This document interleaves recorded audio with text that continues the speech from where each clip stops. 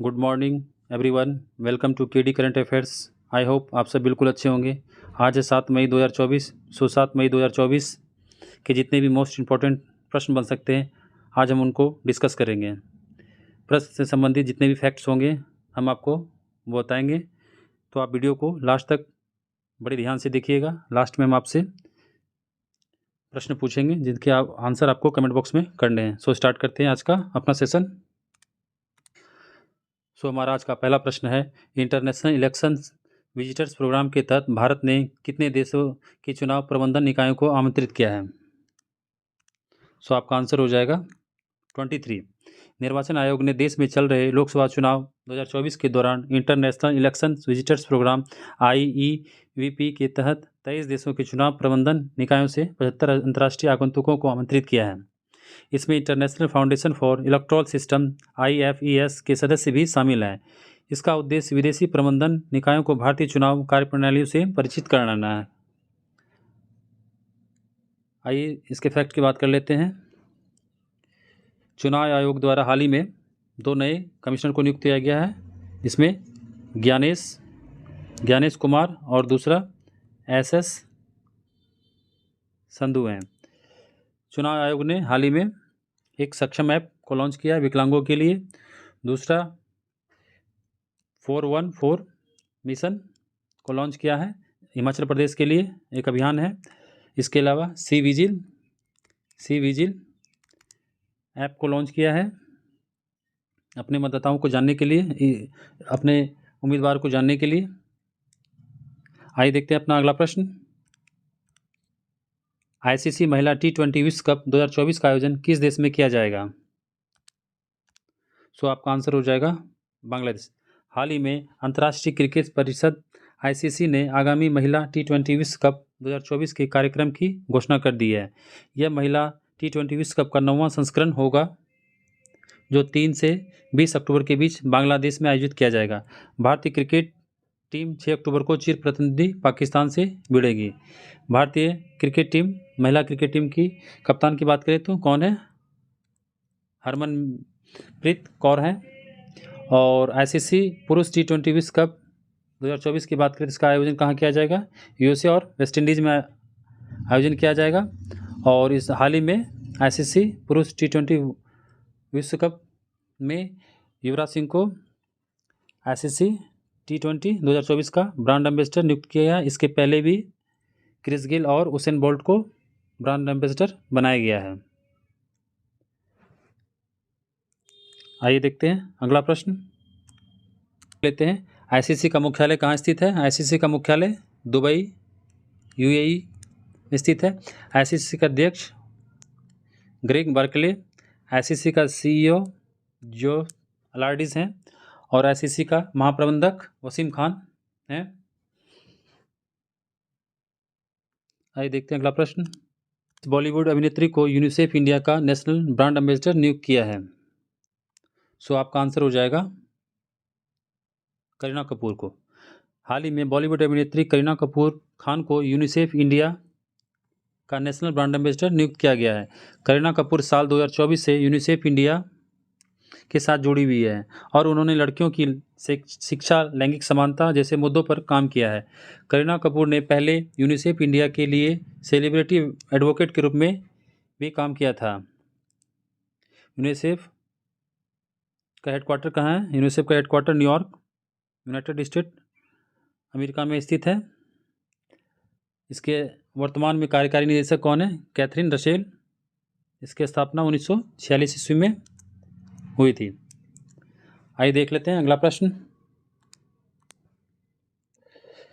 हमारा अगला प्रश्न है, हाल ही में यूक्रेन का प्रतिनिधित्व करने वाले विश्व के पहले AI राजनयिक का क्या नाम है? आपका आंसर हो जाएगा विक्टोरिया सी। यूक्रेन ने विदेश मंत्रालय की ओर से मनुष्यों द्वारा लिखे गए आधिकारिक बयानों को पढ़ने के लिए बनाई गई विक्टोरिया सी नामक विश्व की पहली AI राजनयिक को तैनात करके इतिहास रच दिया है। AI प्रवक्ता विक्टोरिया सी को यूक्रेन के राजनयिकों के लिए समय और प्रबंधन को बचाने के लिए डिजाइन किया गया है, जो आर्टिफिशियल इंटेलिजेंस द्वारा उत्पन्न दृश्य अवतार का उपयोग करके पूर्व तैयार आधिकारिक बयान देते हैं। यूक्रेन की राजधानी कहाँ है? कीव। एआई से संबंधित और फैक्ट्स देख लेते हैं। आइरिस जो हाल ही में चर्चा में रहा, ये भारत का पहला जेनेटिव एआई टीचर है। और हाल ही में एआई आधारित भारत की पहली फिल्म कौन सी है? इस फिल्म का नाम है इरा, IRAH, इरा। भारत की पहली एआई आधारित फिल्म है। आइए देख लेते हैं अगला प्रश्न है, हाल ही में किस भारतीय राज्य के पारंपरिक कारीगरों को कच्छ अजरक के लिए भौगोलिक संकेत टैग प्राप्त हुआ? तो आपका आंसर हो जाएगा गुजरात। पेटेंट, डिजाइन और ट्रेडमार्क महानियंत्रक के कार्यालय द्वारा गुजरात के कच्छ जीवन क्षेत्र से उत्पन्न कच्छ अजरक के पारंपरिक कारीगरों को भौगोलिक संकेत जीआई प्रमाणन प्रदान किया गया है। अजरक एक प्राचीन वस्त्र शिल्प है जो गुजरात, विशेष रूप से सिंध, बाड़मेर और कच्छ क्षेत्र की सांस्कृतिक विरासत में गहराई से निहित है। इसमें उपचारित सूती कपड़ों पर हाथ से ब्लॉक प्रिंटिंग की जाती है। धमरका और अजरकपुर गांव अजरक बनाने की प्रक्रिया में अपने योगदान के लिए प्रसिद्ध हैं। महाराष्ट्र की बात करें तो महाराष्ट्र के हाल ही में चर्चा में रहा, वहाँ के तानपुरा और सितार के लिए मिराज शहर को जीआई टैग प्रदान किया गया है। त्रिपुरा की बात करें, त्रिपुरा में हाल ही में पचरा रिगनाई और माताबरी पेड़ा के लिए, पचरा रिगनाई ये एक टेक्सटाइल है, माताबरी पेड़ा एक स्वीट डिश है, के लिए जीआई टैग प्रदान किया गया। उत्तर प्रदेश में हाल ही में सांझी क्राफ्ट और काठिया गेहूँ के लिए जीआई टैग प्रदान किया गया है। आइए देखते हैं अगला प्रश्न। हाल ही में जारी विश्व प्रेस स्वतंत्रता सूचकांक 2024 में भारत का स्थान क्या है? सो आपका आंसर हो जाएगा 159। 2024 के विश्व प्रेस स्वतंत्रता सूचकांक में भारत 180 देशों में 159वें स्थान पर है, जो 2023 के 161वें स्थान से थोड़ा सुधार दर्शाता है। रिपोर्टर्स, ये कौन जारी करता है? रिपोर्टर्स विदाउट बॉर्डर्स द्वारा विश्व प्रेस स्वतंत्रता सूचकांक 2024 जारी किया गया है। सूचकांक में नॉर्वे, डेनमार्क और स्वीडन पहले 3 स्थानों पर है, जिसमें नॉर्वे पहले स्थानों पर स्थित है। मानव विकास सूचकांक की बात कर लें तो मानव विकास सूचकांक में भारत का स्थान 134 है। अभी हाल ही में विश्व प्रसन्नता सूचकांक 2024 जारी किया गया, जिसमें भारत का स्थान 126वां है, वर्ल्ड हैप्पीनेस इंडेक्स। और विश्व साइबर अपराध सूचकांक में भारत का स्थान 10वां है। आइए देखते हैं अगला प्रश्न। हाल ही में पृथ्वी के चुंबकीय क्षेत्र का सबसे पुराना साक्ष्य प्रदान करने वाली चट्टानें कहाँ एकत्रित की गई? सो आपका आंसर हो जाएगा ग्रीनलैंड। पृथ्वी के चुंबकीय क्षेत्र का सबसे पुराना साक्ष्य ग्रीनलैंड की चट्टानों में पाया गया है। यह चट्टान ग्रीनलैंड के विशेष रूप से इस्वा सुप्रा क्रिस्टल बेल्ट द्रोणी में एकत्र की गई थी। यह स्थान पृथ्वी पर सबसे पुरानी संरक्षित चट्टानों में से कुछ के लिए जाना जाता है। अर्जेंटीना हाल ही में चर्चा में रहा, क्योंकि वहाँ 90 वर्ष पुराना शाकाहारी डायनासोर्स चौकीसॉरस की प्रजाति की खोज की गई है। भारत में हाल ही में गुजरात के कच्छ में 4.7 करोड़ वर्ष पुराने बासुकी की प्रजाति की खोज की गई है। सर्बिया जो हाल ही में चर्चा में रहा, यहाँ 7000 वर्ष पुरानी एक प्रागैतिहासिक बस्ती की खोज की गई है। आइए देखते हैं अगला प्रश्न। प्रश्न है, हाल ही में विश्व का सबसे गहरा ब्लू होल जिसका नाम तामजा ब्लू होल है किस देश में खोजा गया? सो आपका आंसर हो जाएगा मैक्सिको। शोधकर्ताओं ने विश्व के सबसे गहरे ब्लू होल की खोज की है जिसका नाम तामजा ब्लू होल है, जो मैक्सिको के चेतुमल खाड़ी में स्थित है। मैक्सिको के चेतुमल खाड़ी में स्थित है ये। अब तक ज्ञात सभी ब्लू होल से अधिक गहरा है। तामजा ब्लू होल की गहराई समुद्र तल से लगभग 420 मीटर MBSL से भी अधिक है, जिससे ये अब तक खोजा गया सबसे गहरा ब्लू होल बन गया है।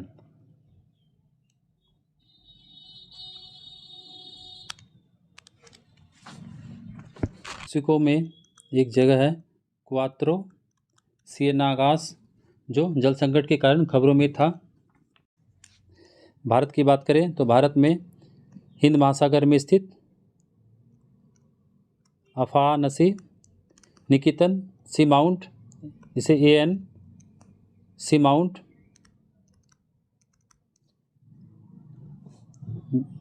जो कोबाल्ट से समुद्र के लिए जाना जाता है, की खोज की गई है। आइए देखते हैं अगला प्रश्न। मई 2024 में राष्ट्रीय सौर ऊर्जा संस्थान के महानिदेशक के रूप में किसे नियुक्त किया गया? सो आपका आंसर हो जाएगा प्रोफेसर मोहम्मद रिहान। अलीगढ़ मुस्लिम यूनिवर्सिटी के इलेक्ट्रिकल इंजीनियरिंग विभाग के प्रोफेसर मोहम्मद रिहान को राष्ट्रीय सौर ऊर्जा संस्थान का महानिदेशक नियुक्त किया गया है, जो नवीन और नवीकरणीय ऊर्जा मंत्रालय के तहत एक स्वायत्त निकाय है। प्रोफेसर मोहम्मद रिहान 2 साल के विस्तार की संभावनाओं के साथ 3 साल के लिए प्रतिनियुक्ति पर राष्ट्रीय सौर ऊर्जा संस्थान में कार्य करेंगे। रश्मिता झा की बात करें तो रश्मिता झा को हाल ही में NTPC का CBO नियुक्त किया गया है। नईमा खातून को हाल ही में अलीगढ़ मुस्लिम यूनिवर्सिटी का वाइस चांसलर नियुक्त किया गया है। मनोज कुमार को हाल ही में जवाहरलाल नेहरू पोर्ट अथॉरिटी, जवाहरलाल नेहरू बंदरगाह प्राधिकरण का CBO नियुक्त किया गया है। आइए देख, और सौर ऊर्जा की बात है तो सौर ऊर्जा के अंतर्राष्ट्रीय सोलर अलायंस, जिसका मुख्यालय हेडक्वार्टर गुरुग्राम भारत में स्थित है, जिसके अभी नवीनतम सदस्य बने हैं 97वां सदस्य बने हैं पनामा। आइए देखते हैं अगला प्रश्न। हमारा अगला प्रश्न है, मई 2024 में वस्तु एवं सेवा कर अपीलीय न्यायाधिकरण GSTAT के अध्यक्ष के रूप में किसे नामित किया गया है? सो आपका आंसर हो जाएगा संजय कुमार मिश्रा को। झारखंड उच्च न्यायालय के पूर्व मुख्य न्यायाधीश न्यायमूर्ति सेवानिवृत्त संजय कुमार को वस्तु एवं सेवा कर अपीलीय प्राधिकरण GSTAT का अध्यक्ष नियुक्त किया गया है। GSTAT वस्तु एवं सेवा कर अपीलीय न्यायाधिकरण की स्थापना और न्यायमूर्ति संजय कुमार मिश्रा की नियुक्ति का उद्देश्य वस्तु एवं सेवा कर GST से संबंधित विवादों के समाधान के लिए एक विशेष कुशल तंत्र प्रदान करना है। दिनेश कुमार की बात करें तो दिनेश कुमार को हाल ही में प्रतिभूति अपीलीय न्यायाधिकरण सेट के पीठासीन अधिकारी के रूप में नियुक्ति की गई है। प्रतिमा सिंह की बात करें तो प्रतिमा सिंह को हाल ही में DPIIT के नए निदेशक के रूप में नियुक्ति हुई है। मौसमी चक्रवर्ती की बात करें तो मौसमी चक्रवर्ती को हाल ही में आकाशवाणी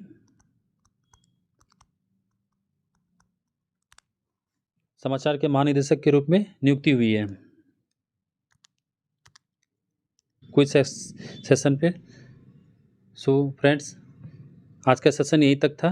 ये पिछले होमवर्क सीरीज का प्रश्न है, इसके आंसर देख लेते हैं, एक बार रिवाइज कर लेते हैं।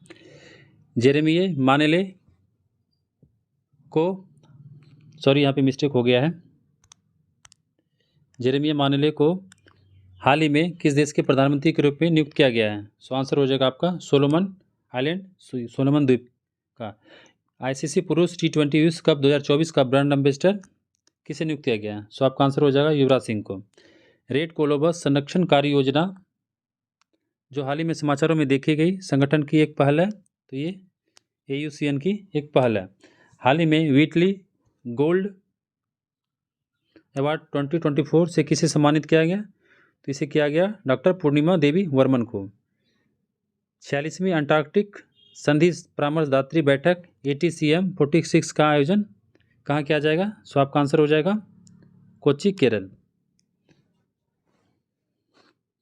सो फ्रेंड्स, देखते हैं आज का अपना क्विज का। ये 5 प्रश्न आपको दिए जा रहे हैं, आप इनके आंसर कमेंट बॉक्स में ज़रूर करें। आई होप, आशा करते हैं आप इनके आंसर ज़रूर करेंगे कमेंट बॉक्स में। आपको आज का सेशन कैसा लगा आप कमेंट बॉक्स में ज़रूर कमेंट करें। यदि आप हमारे चैनल पर पहली बार आ रहे हैं तो इस चैनल को लाइक एंड सब्सक्राइब ज़रूर करें और बेल आइकन को ज़रूर प्रेस कर दें जिससे आप तक नई वीडियो पहुंच सके। तो मिलते हैं अपने नेक्स्ट सेशन में। थैंक यू, धन्यवाद।